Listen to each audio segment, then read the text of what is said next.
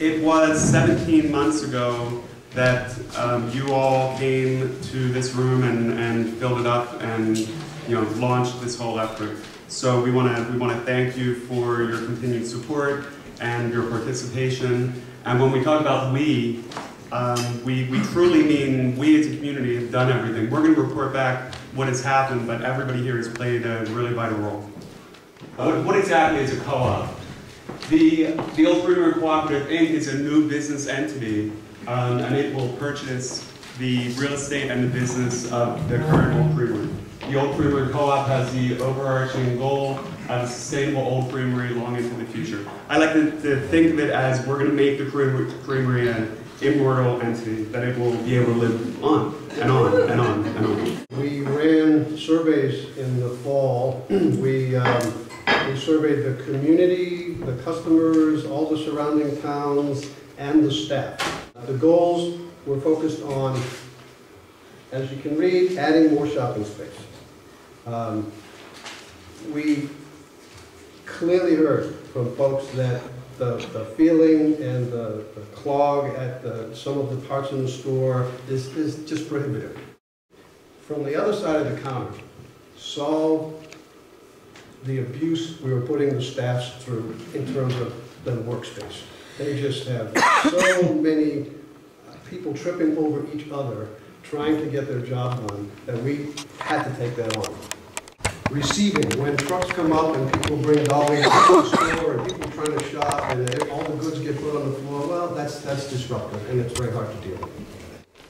Make sure you preserve the felt experience of the creamery. If you're going to make some changes, the things we love about it and how it feels, as Hattie said, it's my living room, when I walk into the cafeteria and I see all my friends and relatives. Don't mess with that. That's what the renovation of the Old Creamery is going to cost, and I'm going to tell you in a minute what we get for that. $275,000 in retrofitting the building itself, and the rest you can read what it's going for. Wider aisles for the food to breathe, for the customers to breathe, for people to be able to walk past each other. Multiple aisles going into the store.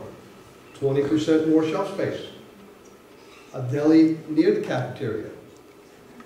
Registers central to the store where the folks at the register can essentially see every aisle in the store. Multiple aisles to go back and shop where you don't have to go past the register or the deli to shop. Staff, every department in this new layout you're going to have a peek at doesn't have to walk through someone else's workspace to get their job done. So the deli area is self-contained, the cooks are self-contained, the stockers can go straight into the store without going, crawling over the coffee, and we've taken all of those things into consideration. Seasonal outside dining, where you can order at a window outside, with a buffer from the road, not picnic tables on Route 9. We're talking about seasonal outside dining that's with a bit more ambiance. This is an artist's rendition that was just given to us. A friend of Peter LaPointe, the architect, did it. We're going to close off the entrance there so trucks won't come in right near the door, cars won't come in, and we'll have parking that will be parallel, so there'll be an entrance way on the other side, and we're going to solve that parking challenge as well in this whole plan. What's not totally obvious in the drawing is the footprint of the creamery has not changed an inch. It's expanding the foundational footprint of the building. So all the renovations are happening within the current footprint, which is rather brilliant. When will it all happen? Kimberly's going to tell you about all the financials for the entire cost of this conversion and the budget and the projections going forward, which includes this renovation cost. You'll then hear about our home stretch press to bring in all of the capital required to do this complete conversion.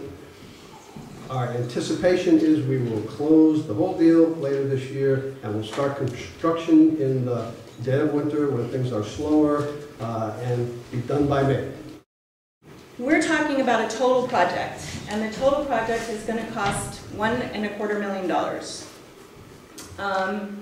What's this money for, and how are we going to get it? So let's talk through a little bit about what all the money is for where we'll get it. This is kind of a high-level picture of the total budget broken down into some important categories. Our capital budget, which is $750,000 of that 1.250, is about purchasing the business. $550,000 is for buying the building, the business, building and the land, the business, which includes the liquor license and has a loyal customer following.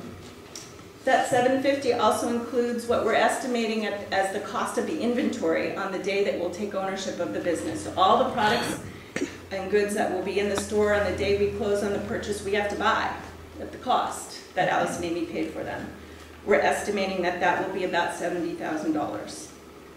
We are going to need cash on day one to operate this store. So we plan for $50,000 in cash to have.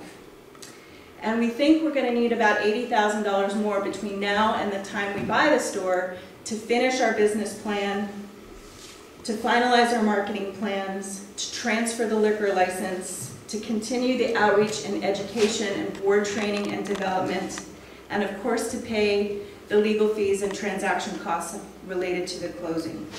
The other is the $360,000 renovation expenses that Michael just reviewed with all of us. That's for buildings and grounds changes. It includes a contingency budget. About 58% of our total cost, or $725,000, is going to come from our very own community, us. And 42%, or $525,000, will come from the assumption of existing debt and the addition of new debt from an outside bank or a co-op fund.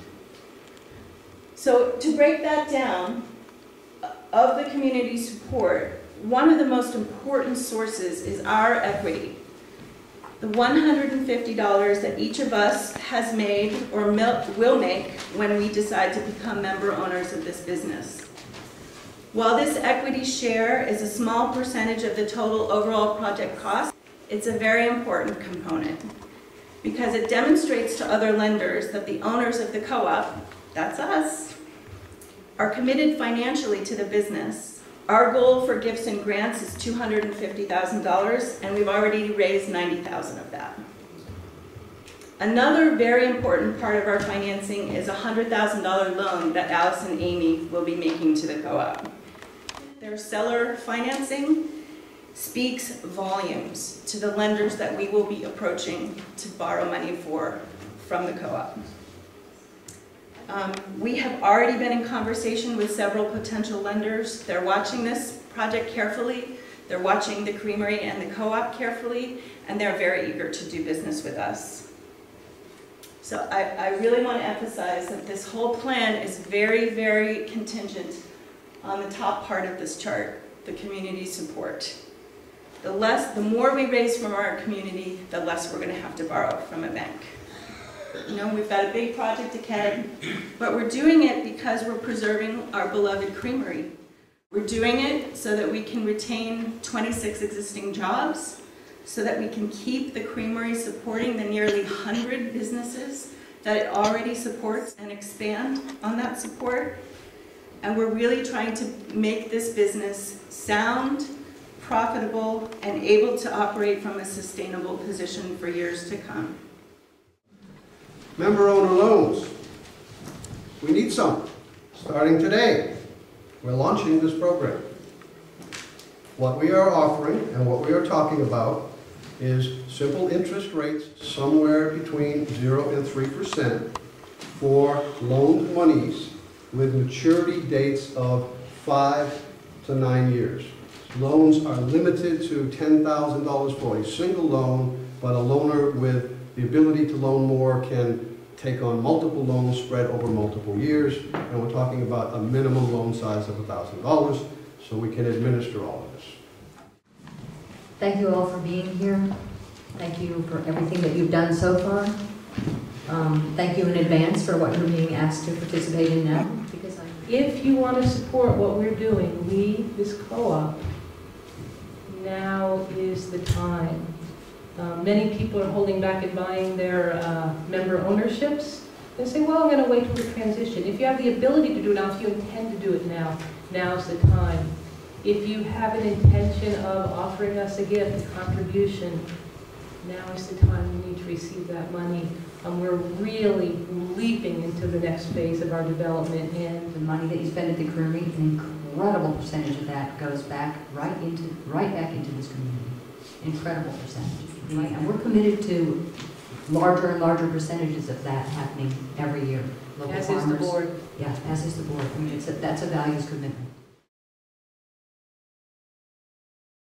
But what kind of retailing analysis is being done to try to attract a few more percentage of local dollars into the Creamery? I think our renovation is the biggest answer to that question, Alan.